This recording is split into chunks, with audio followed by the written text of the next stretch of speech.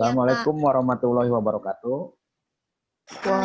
Waalaikumsalam warahmatullahi wabarakatuh. Selamat bertemu kembali anak-anakku yang Bapak banggakan. Hari ini kita ketemu kembali dengan mata pelajaran Praktikum Akuntansi Manufaktur, di mana sampai dengan tanggal 24 Januari kita tetap dalam posisi pembelajaran jarak jauh dengan metode daring. Semoga aja setelah tanggal tersebut pandemiknya berkurang dan semuanya siap. Semoga kita segera bertatap muka. Bapak udah nggak sabar ingin segera tatap muka langsung praktek, karena kalau misalkan kita selalu menggunakan metode jarak jauh, takutnya ada beberapa AA dan TT yang tidak bisa memahaminya, karena ya maklum lah kalau menggunakan metode ini banyak keterbatasan. Bagaimana kabarnya anak-anakku? Sehat semua? Alhamdulillah. Ya sengaja Bapak matikan videonya biar ringan ya. Di sini Bapak melakukan pembelajarannya bukan dari sekolah tapi di rumah menggunakan wifi. Walaupun wifi-nya besar tapi karena hujan jadi labelob ya. Gimana di kalian juga hujan? Sama? Sama Pak. Ya. Kita mulai saja ya anakku ya. Kita tahun semester kemarin ataupun tahun kemarin di 2020 belajar tentang metode harga pokok proses. Mungkin ada sebagian yang belum paham, nanti kita di pertemuan tatap muka, semoga aja kita bertemu ya di tatap muka, akan diupas kembali, diulas kembali, karena kita mengejar materi juga, maka untuk pertemuan sekarang kita udah masuk ke metode harga pokok pesanan. Nah, mungkin kalian sudah memahami mengenai metode harga pokok pesanan maupun harga pokok proses, bahwa yang namanya harga pokok proses itu adalah di mana produknya biasanya dilakukan secara terus-menerus, ya. Lalu biasanya barangnya sejenis. Nah, sedangkan untuk metode pesanan ini, bagaimana metode pesanan? Ada yang tahu? Halo?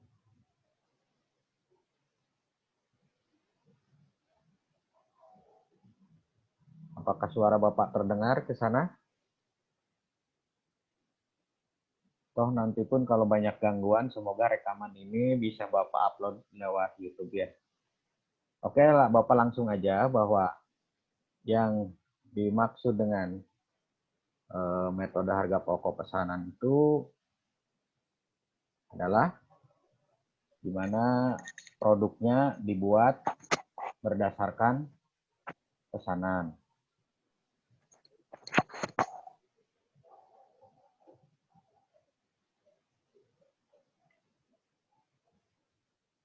Metode ini biasanya digunakan oleh perusahaan yang berproduksi berdasarkan pesanan. Dalam metode ini, biaya-biaya produksi dikumpulkan untuk pesanan tertentu dengan harga pokok produksi. Persatuan dihitung dengan cara membagi total biaya produksi untuk pesanan tersebut dengan jumlah satuan produk dalam pesanan yang bersangkutan. Ya. Jadi, maksudnya dengan metode harga pokok pesanan itu, biaya-biaya produksinya dikumpulkan per pesanan tertentu. Lalu harga pokok produksinya juga dihitung per pesanan, dihitung satuan dengan cara membagi total biaya produksi untuk pesanan tersebut dibagi dengan jumlah berapa pesanan itu yang diproduksi. Ya, paham ya nak ya. Selanjutnya di sini adalah siklus akuntansi biaya dalam perusahaan manufaktur. Siklus ya akuntansi biaya dalam perusahaan manufaktur itu seperti biasa adanya pembelian bahan baku, lalu bahan baku tersebut disimpan di gudang. Nah, di sini biasanya ada namanya order pembelian, lalu ada penyimpanan barang, ada pemakaian pengambilan barang dari gudang ataupun penyimpanan barang di gudang. Lalu pengolahan bahan baku menjadi produk jadi. Ya, jadi dari bahan baku yang sudah dibeli tersebut akan diolah menjadi bahan setengah jadi ataupun langsung menjadi barang jadi. Lalu produk yang sudah jadi akan disimpan di gudang. Nah, ini dalam penentuan harga pokok bahan baku yang dibeli, itu biasanya bahan baku yang sudah dibeli ini akan menjadikan dasar sebagai untuk biaya bahan baku. Nanti bahan bakunya akan ditentukan persatuan. Nah, di sini ada biaya tenaga kerja langsung, lalu penentuan harga pokok bahan baku yang dipakai, lalu biaya overhead pabrik.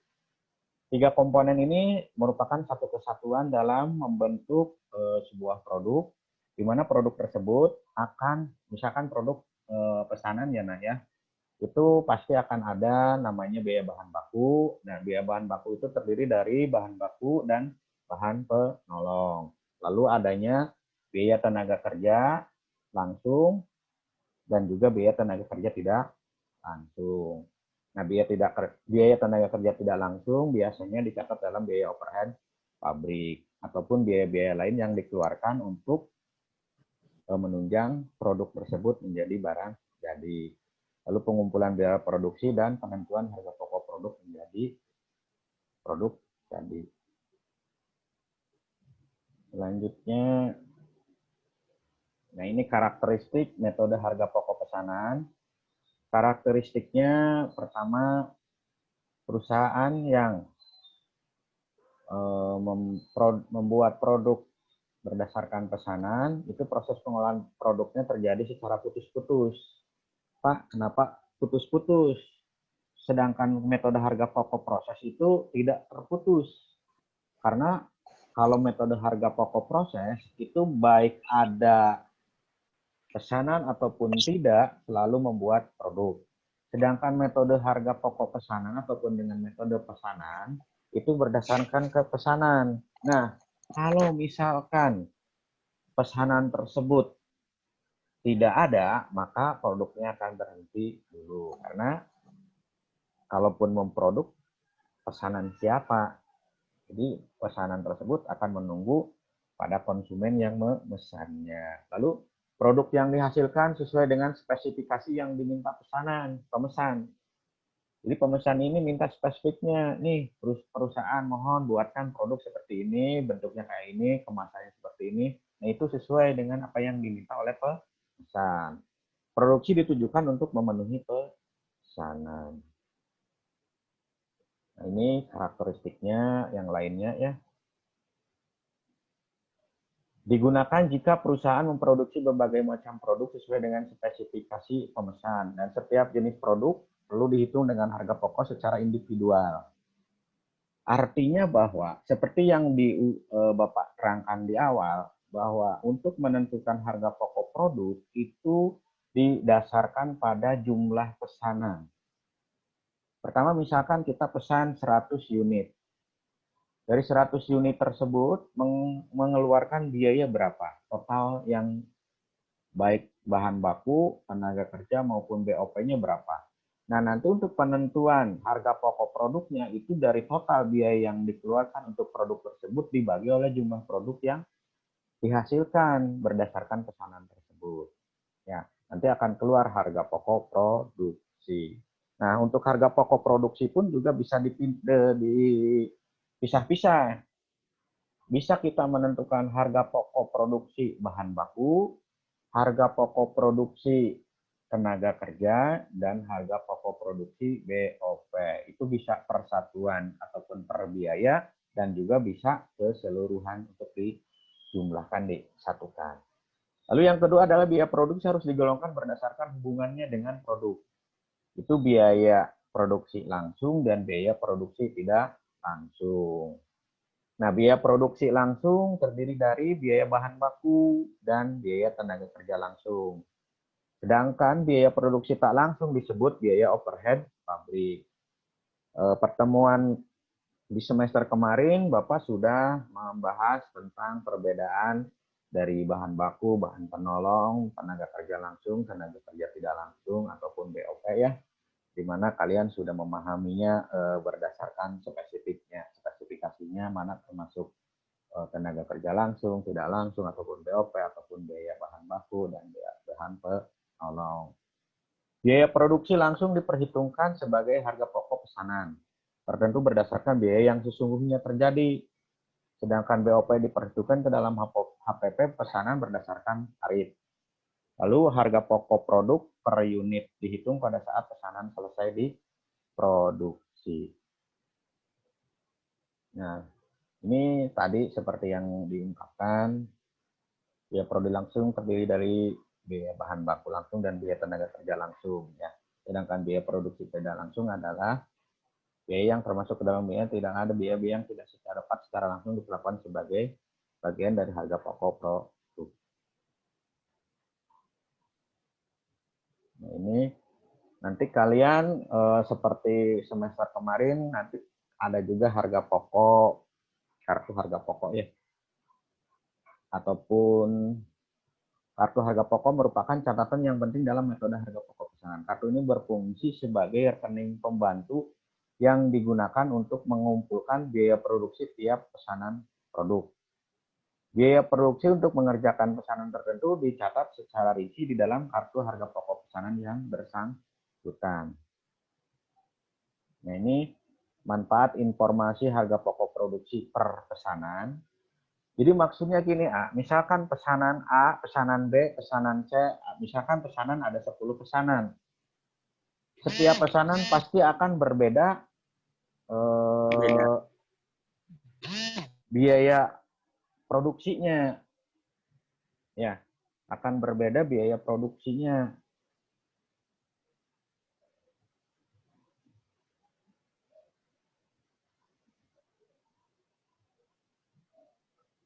Nah, pada sedikit trouble ya.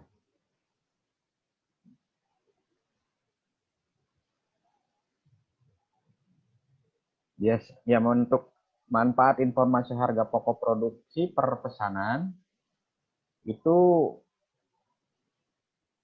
berdasarkan pesanan masing-masing. Jadi nanti setiap pesanan itu akan ada harga pokok produksinya. Tergantung spesifikasi yang ditentukan oleh penjual. Kadang-kadang, pembeli. Misalkan pembeli ingin si pesanan tersebut ada lebih dari pesanan yang lain ataupun bentuk yang sebagainya, otomatis biaya produksinya akan berbeda dengan produk yang biasa dipesan. Jadi nanti untuk A misalkan harga pokok produksinya per unitnya 80.000, untuk pesanan B harga pokok per unitnya bisa per unitnya ada 82.000.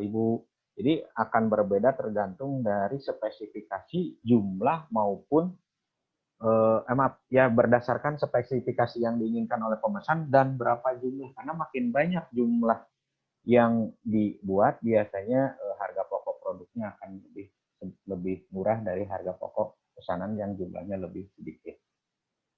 Ya, manfaat informasi harga pokok produksi per pesanan itu satu, menentukan harga jual yang akan dibebankan ke pemesan.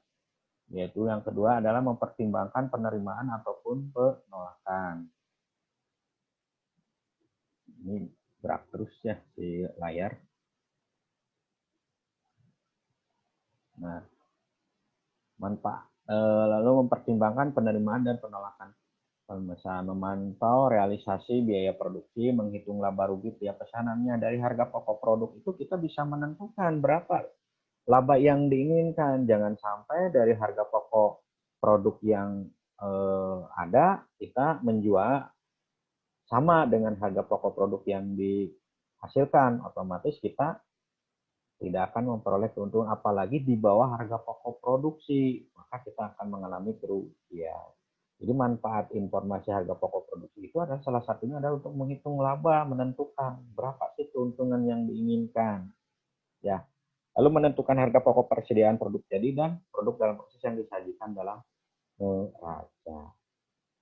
Selanjutnya, kelengkapan yang diperlukan, yang pertama seperti biasa, adanya buku jurnal pembelian, ya seperti praktek yang di semester kemarin, di mana ada buku atau buku untuk jurnal umum dan jurnal khusus. Jurnal umum ya untuk mencatat kejadian-kejadian yang istilahnya tidak bisa dicatat di jurnal khusus. Jurnal khusus itu terdiri dari jurnal pembelian, jurnal penjualan, jurnal penerimaan kas, dan jurnal pengeluaran kas. Lalu juga ada jurnal untuk pemakaian bahan baku. Di sana kita mencatat, nanti akan ketemu istilah dengan nama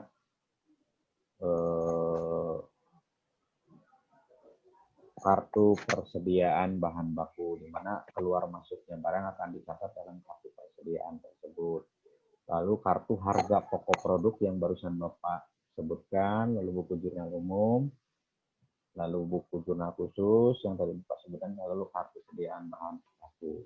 Nah, ini metode harga pokok pesanan ada istilahnya akun rekening kontrol dan rekening pembantu.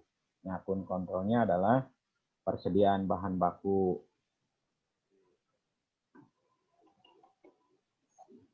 Maaf ya, ini layarnya bergerak terus. Persediaan bahan baku itu akun pembantunya ada di kartu persediaan. Ya, untuk akun kontrolnya, nama akun kontrolnya adalah persediaan bahan baku. Nah, lalu akan dicatat di akun pembantu yaitu di kartu persediaan. Lalu persediaan bahan penolong pun juga akan dicatatnya di akun pembantu yaitu di kartu persediaan. Lalu barang dalam proses jika akan dicatat di kartu harga pokok. Lalu BOP sesungguhnya di kartu biaya, biaya administrasi dan umum di kartu biaya, dan biaya pemasaran di kartu biaya. Jadi kartu biaya ini adalah rincian biaya-biaya yang dikeluarkan sesungguhnya di luar dari tenaga kerja langsung dan bahan baku, yaitu di BOP sesungguhnya. Lalu biaya administrasi dan umum kan di luar ya, biasanya di kantor, itu juga dicatat dalam 1 bulan ataupun ini berapa yang dikeluarkan ataupun per produknya ataupun per pesanannya, biaya administrasi dan umumnya berapa. Lalu biaya pemasarannya pun juga sama. Selanjutnya adalah akuntansi metode harga pokok pesanan. Untuk biaya bahan baku juga harus adanya pencatatan bahan baku dan bahan penolong. Ya. Lalu di bahan baku juga harus ada pencatatan pemakaian bahan baku dan bahan penolong. Selanjutnya untuk biaya tenaga kerja, yang pertama adalah juga harus adanya catatan mengenai gaji dan upah yang berutang. Maksudnya yang belum dibayar di periode sekarang ataupun periode yang kemarin. Biasanya untuk penggajian itu kerja sebulan dulu baru akan dibayar di awal di bulan depan. Lalu mencatat distribusi gaji dan upah serta mencatat pembayaran gaji dan upah.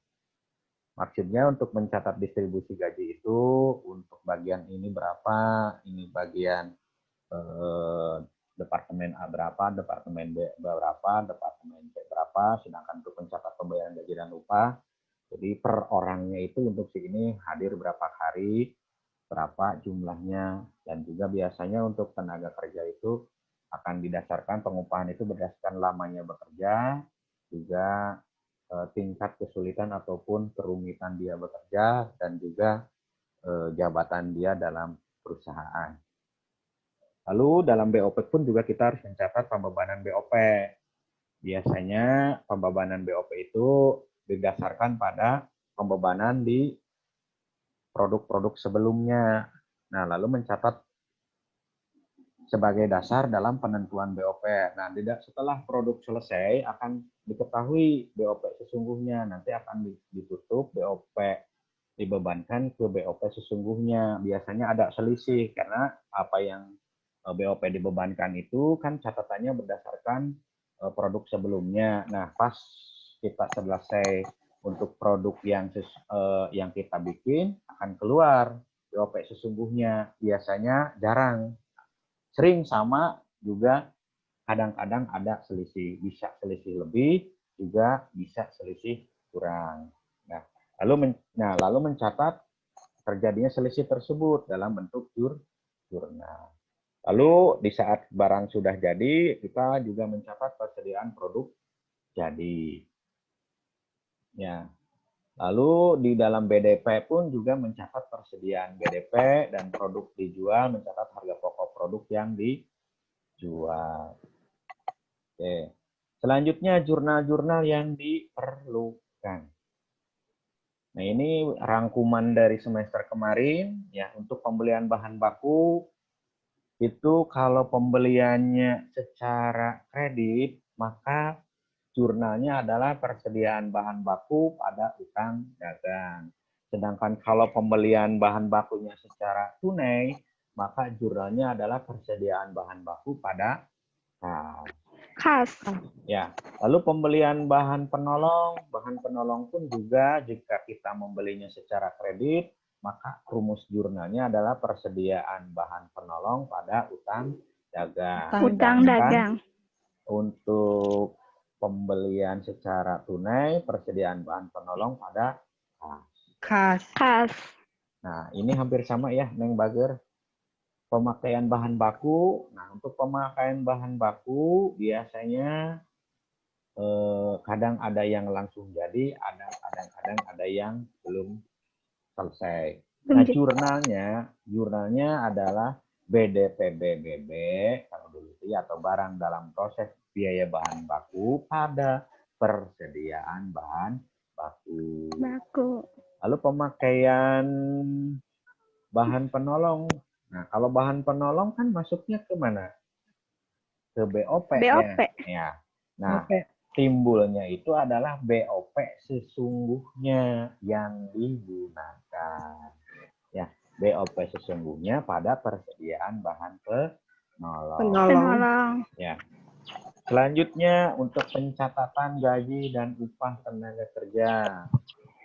Nah, untuk gaji dan upah di saat kita bayar itu kan ini berdasarkan dari penyesuaian ya, maka jurnalnya adalah gaji dan upah pada utang gaji dan upah. Nilainya berapa? Lalu distribusinya barang dalam proses BTKL, BOP sesungguhnya, biaya administrasi dan umum, lalu biaya pemasaran itu merupakan total dari biaya gaji dan upah di perusahaan tersebut. Lalu di saat pembayaran gaji dan upah, sama utang gaji dan upah pada kas. Ulangi lagi ke atas ya, lihat ke layar di sini, Bapak diperbesar lagi layarnya. Nah, waktu di saat kita mencatat ini kan kita di jurnal penyesuaian kan, dan belum dibayar kan. Jurnal penyesuaian untuk gaji kan gaji dan upah atau beban gaji dan upah pada utang gaji dan upah. Belum dibayar kan? Belum. Nah, di saat dibayar, utang gaji dan upahnya kan hilang. Kalau kewajiban berkurang, disimpan di kewajiban berkurang. Ya, di debat. Berarti bergeser ke debat. Lalu harta kita berupa uang kas berkurang, disimpan di kredit. Kami anak ya. Insya Allah. Mohon maaf ya, ini layarnya juga gerak-gerak terus, nggak tahu apakah kenapa. Ya, moga-moga lah bermanfaat. Semoga nanti juga akan terekam dan Bapak kirimkan via YouTube ya. Jangan khawatir. Neng, ininya habis waktunya ya. 40 menit pertama ya. Iya. Tuh, cilaka. Berarti harus ngeluarin ini lagi, keluar kode baru. Lalu pencatatan BOP. Pencatatan pembebanan BOP. BDP BOP pada BOP yang dibebankan. Lalu pencatatan BOP sesungguhnya. BOP yang dibebankan ini angkanya diambil dari pengalaman dari produk sebelumnya. Maksudnya produk sebelumnya itu berapa sih satu produknya BOP yang dikeluarkan. Misalkan per satu produk 3.000. Nah, ternyata kita catat berdasarkan 3.000 berarti 3.000 dikali berapa pesanan yang dibuat. Tetapi di saat kenyataannya keluar BOP sesungguhnya ternyata bukan Rp3.000 tetapi Rp3.025. Berarti kan ada selisih Rp25. Maka catat di pencatatan BOP sesungguhnya, yaitu BOP sesungguhnya pada berbagai macam kredit. Nah, rekening kredit itu biaya-biaya yang dikeluarkan sesungguhnya akan terinci. Paham, Teteh? Paham. Paham ya? Maksud yang dibebankan itu dan sesungguhnya itu berarti yang dibebankan adalah berdasarkan pengalaman sebelumnya. Satu produk itu 3.000 misalkan. Misal ya. Nah, pas kenyataannya setelah dihitung dengan pesanan misalkan 1.000 pesanan, ternyata BOP yang dikeluarkan itu bukan 3.000. Bisa 2.950 atau 3.050 ataupun berapa. Ya bisa aja sama antara BOP yang dibebankan dengan BOP sesungguhnya kalau misalkan produknya sejenis, pesanannya sejenis, ya bentuknya sejenis, walaupun pesanan gitu kan berarti biaya sesungguhnya sama dengan yang sebelumnya. Itu juga bisa terjadi, tapi biasanya untuk pesanan itu selalu ada selisih berbeda nilainya. Lalu menutup BOP yang dibebankan ke BOP yang sesungguhnya. Maksudnya jika ada selisih, baik selisih lebih maupun selisih kurang, maka harus ditutup BOP tersebut. Maka jurnalnya adalah BOP yang dibebankan, yang tadinya di posisi kredit, posisinya berpindah ke debit. Lalu BOP yang sesungguhnya sebelumnya di debit akan beralih ke posisi kredit. Nah, nanti akan ada selisih. Selisih tersebut, seandainya yang dibebankan lebih besar, lebih kecil daripada yang sesungguhnya, maka mencatatnya selisih rugi atau selisih kurang. Ulangi bahwa jika sesungguhnya lebih besar daripada yang dibebankan, maka BOP-nya adalah selisih rugi. Jurnalnya adalah selisih BOP pada BOP sesungguhnya. Nah, sedangkan kebalikannya, jika yang dibebankan, BOP yang dibebankan lebih besar daripada BOP yang sesungguhnya, maka jurnalnya adalah BOP sesungguhnya pada selisih BOP. Tinggal dibolak-balik aja ya. Oke, lanjut. Untuk materi ini kayaknya memerlukan waktu 3 kali pertemuan ya. Karena Bapak kan untuk disekaligus kan kayaknya dan Bapak akan mengalami kerepotan. Bapak ngedasarin dulu. BOP. Ya. Tadi udah ini. Nah, lalu mencatat produk jadi. Mencatat produk jadi. Mencatat harga pokok produk jadi, maka jika produk itu sudah selesai, maka jurnalnya adalah persediaan produk jadi berapa. Angka ini diperoleh dari penjumlahan BDP BBB, BDP BTKL, dan maksud biaya tenaga kerja langsung, ya, dan BDP BOP. Sedangkan yang belum selesai, mencatat harga pokok produk yang belum selesai, maka jurnalnya persediaan produk dalam proses pada BDP BBB, BDP BTK, dan BDP BOP. Ini jangan BTKL ya, nanti bingung. Nanti tenaga kerja tidak langsung dianggap BTK aja. Ya, lalu mencatat penjualan produk jadi, yaitu harga pokok penjualan pada persediaan produk jadi. Ya. Lalu mencatat pendapatan, yaitu piutang dagang pada penjualan, atau mencatat penjualan ya. Kalau ini rumusan kredit. Apa? Kredit. Kalau tunainya kas pada penjualan. Iya. Oke, selanjutnya jurnal-jurnal yang diperlukan ya. Ini pembelian bahan baku ataupun persediaan bahan baku pada utang dagang ataupun kas. Di sini garis miring itu jika kredit atau kas jika tunai. Ini catatan ini ataupun gambar ini udah Bapak kirim ya, udah Bapak share ya. Udah. Nah ya, Sudah, Pak. yang sebelumnya. Lalu ini pemakaian bahan penolong pun juga sama dengan yang tadi Bapak terangkan. Kapan kita nih praktek di lab baru ya? Lab barunya enak, nyaman ya, satu orang. Dan ini setelannya seperti perusahaan yang sudah bonafit ya.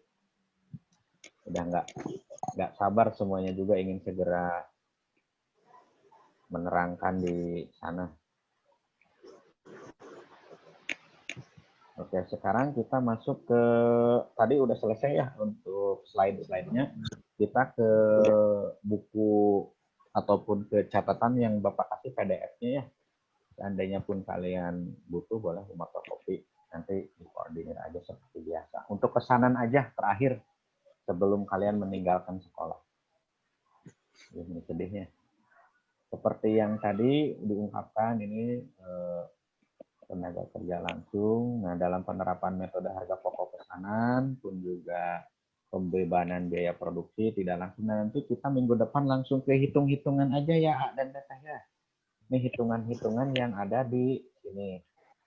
Nah, ini mulai sediaan bahan baku X1, X2, kalau kata orang Panjalin X. Ya.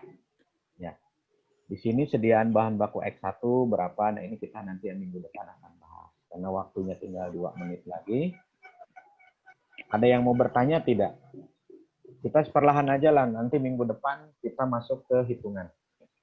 Segini aja dulu kita nerangin. Ada yang mau ditanyakan dari yang Bapak terangkan tadi?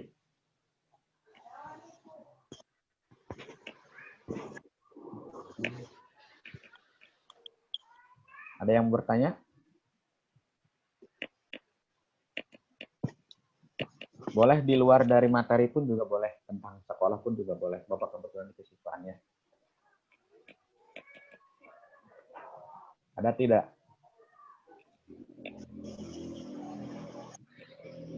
Cukup? Cukup.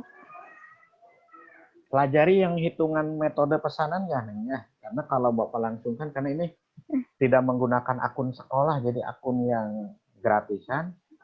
Jadi waktunya hanya dibatas 40 menit. Setelah 40 menit lab. Jadi nanti pun Bapak menerangkan percuma, potong-potong. Nah, nanti untuk minggu depan kayaknya kita tidak live seperti Bapak akan merekam langsung ya, biar nggak terganggu, nggak banyak keluar masuk. Jadi langsung fokus menerangkan. Jadi langsung pas materi langsung rekamannya aja Bapak kirim. Linknya aja. Jadi kalian hanya mempelajarinya seperti itu untuk minggu depan. Ya, mungkin cukup dulu ya, Neng, pertemuan ini. Iya, Pak. Karena Iya, selanjutnya Pak. kalian di rumah mulai belajar hitung-hitungannya. Nanti minggu depan kita bahas bersama. Moga-moga aja minggu depan sudah, masih tanggal di bawah 24 ya. Atau belum? Ya, nggak tahu ya. Semoga aja segera tatap muka. Mungkin itu aja. Kurang lebihnya Bapak mohon maaf. Kita lab semuanya. Semoga kita selalu dalam perlindungan Allah.